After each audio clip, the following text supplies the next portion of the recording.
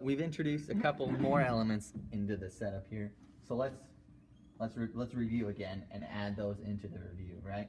So you want to get sound out of the board, out of the channel. Steps that we check. First thing you do, obviously, turn it on. Make sure the board turns on. The first kink in the hose is this little knob up here, right? That turns the gain up for the channel.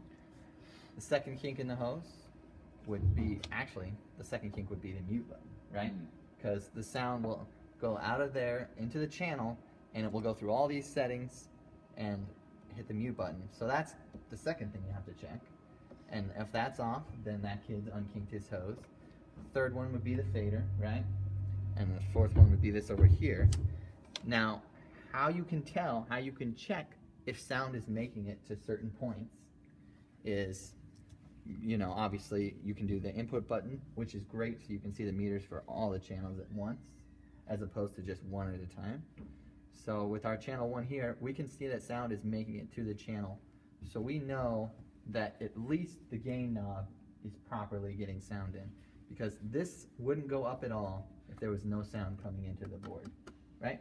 So if you're trying to turn on a microphone and you're turning it up and you see that this isn't moving at all, then that means either you've got it plugged into the wrong channel, or the microphone's not plugged in all the way, or the cable is bad, right? So this is just like troubleshooting steps. Or the mic is bad. Or the mic is bad. So the meter there, and I just press select, we can see it up here as well. If that's not bouncing up and down on your channel, that means something before the board on stage is not hooked up properly. So that's how you can know. What helps me is when I see that, like say, the song leader, we always want them to be louder than anybody else.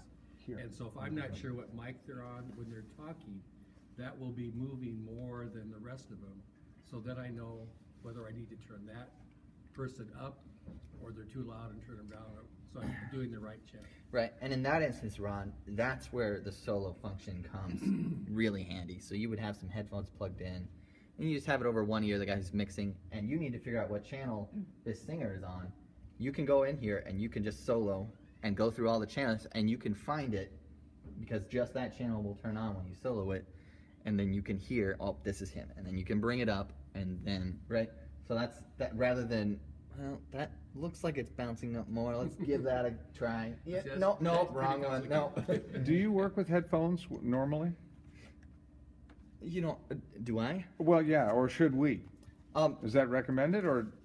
It makes it easier. You don't have to. I mean, if you're technically, now that we put the bass into the system, I put that in there, everything should be in the system.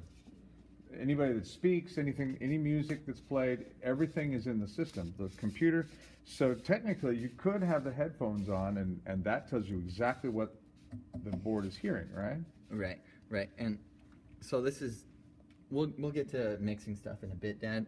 Hold that thought, and we'll talk about the benefits of headphone mixing. Got it. In a minute.